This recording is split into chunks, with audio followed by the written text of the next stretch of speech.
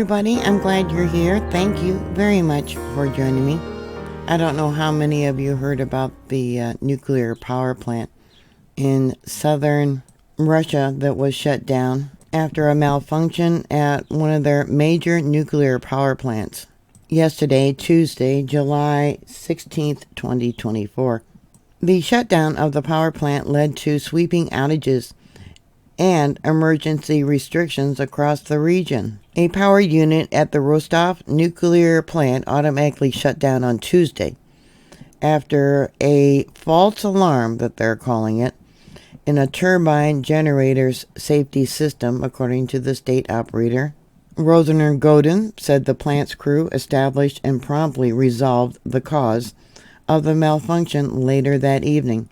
By Wednesday morning today, July 17, 2024, the 4,071 megawatt nuclear power plant was supplying 2,800 megawatts of electricity from 3 of its operating units, with a 4th unit undergoing planned maintenance that began in June. Russia's energy minister said in a short statement that it continued to monitor the energy supply situation in regions experiencing abnormally high temperatures. The deputy energy told the state media that the authorities may be forced to reintroduce temporary restrictions on power usage if problems persist due to the ongoing heat wave. Temperatures in the Rostov region, capital of Rostov, were forecast to soar as high as 38 degrees Celsius or 104 degrees Fahrenheit on Wednesday. Besides the southern Rostov region, Tuesday's outage linked to the Rostov nuclear power plant were reported in the Krasnodar region, the Republic of Dagestan, Kabardo-Balkaria, and Karachabab, Turkey, as well as in annexed Crimea. The power system is now in its maximum capacity, the deputy energy minister said, and for the first time in the energy system's existence, the summer maximum energy consumption exceeded that of winter. But later today, Wednesday, the mayor of the southern city of Krasnodar announced power usage restrictions for the next 3 days, supposedly to avoid overloading the power grid. Originally, millions of Russians in the south of the country were left without electricity on Tuesday after a power unit at the Rostov nuclear power plant was shut down due to a malfunction. The Rostov nuclear power plant supplies power to the Russian entire southern federal district, and rolling power outages affected residents of Russia's Krasnodar territory, Rostov region, Sevastopol, and Crimea, the Black Sea Peninsula area, which was annexed by Vladimir Putin from Ukraine in March of 2014. The Russian-owned energy group Rostov said one of the nuclear power plant's 4 power units was shut down due to a malfunction of the turbine generator. Nuclear turbine plants consist of a steam turbine, a generator, and other auxiliaries. The steam turbine receives high pressure and temperature steam from the nuclear reactor and converts the heat energy into mechanical energy. The generator converts it into electricity. So now what they're claiming, it was a false alarm for the generator, but during that time it left only 2 nuclear power plants still up and working as normal at that time. Because of the heat wave, electricity consumption in the country increased by 9% in the second week of July compared to the previous week. Russia was also hit by widespread power outages earlier this month after a Ukrainian drone barrage struck the country's Kursk, Belgorod, and Bryansk regions. Kiev's drone attacks left 90% of Belgorod region, which borders Ukraine, without electricity and water. Attacks targeting critical infrastructure have typically been part of the Russian military playbook in the war. A Financial Times report published on June 5th said Russia had taken out more than half of Ukraine's power generating capacity since invading the country on February 24th, 2022. And evidently Ukraine's now doing the same thing.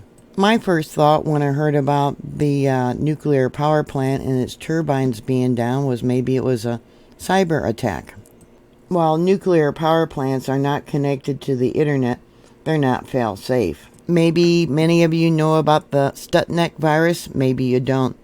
It was a virus that was targeting Iran's uranium centrifuges. It was delivered to Iran's nuclear power plant on a thumb drive. Citing U.S. intelligence sources, they said that an infected memory stick was used to hit the facility with a worm that severely damaged Iran's nuclear program.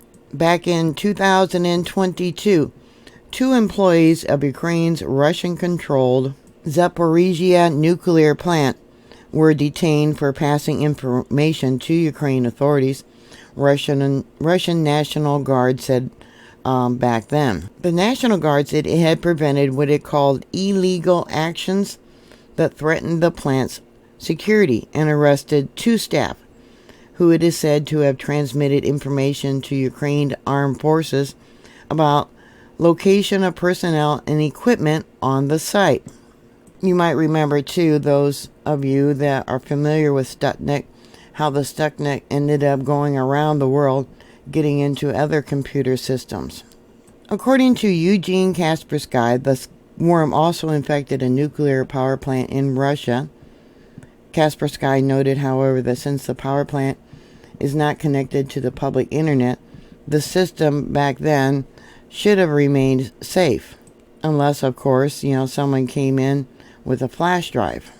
It was announced yesterday that Russian antivirus firm Kaspersky quits U.S. after ban. The Russian antivirus giant Kaspersky Labs told BBC News that it is leaving the U.S. after the Biden administration banned sales and distribution of its firm's software.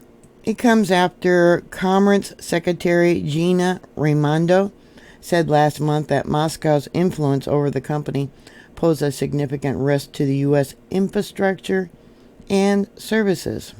Kaspersky, which has been operating in the U.S. for 2 decades, has denied the allegations. So if you think attacking civilian infrastructure is a war crime, you'd be right.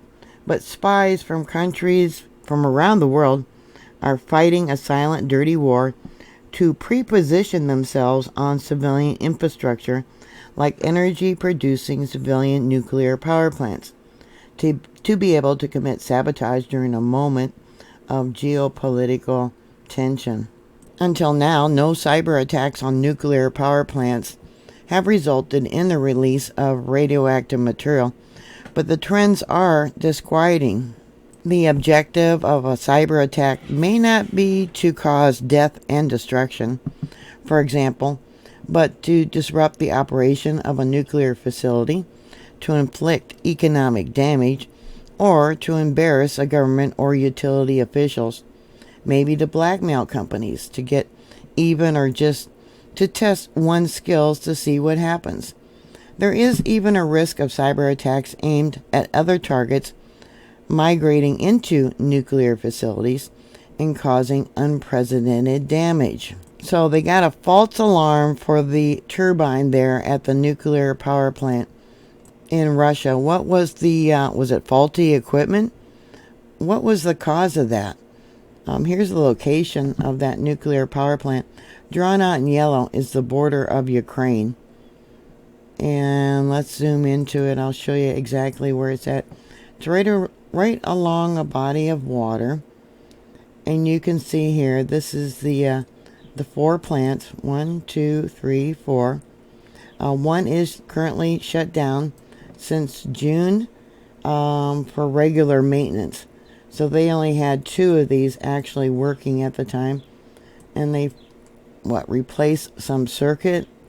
Or was it an attack and then, I don't know. What are your thoughts? Yeah, it's a never-ending danger that the world goes through. We definitely do not want another Chernobyl accident to happen. So what are your thoughts? Put your comments down below. Thank you very much for watching. Please like, share, and subscribe. And I'll talk to you later. God bless you. Bye.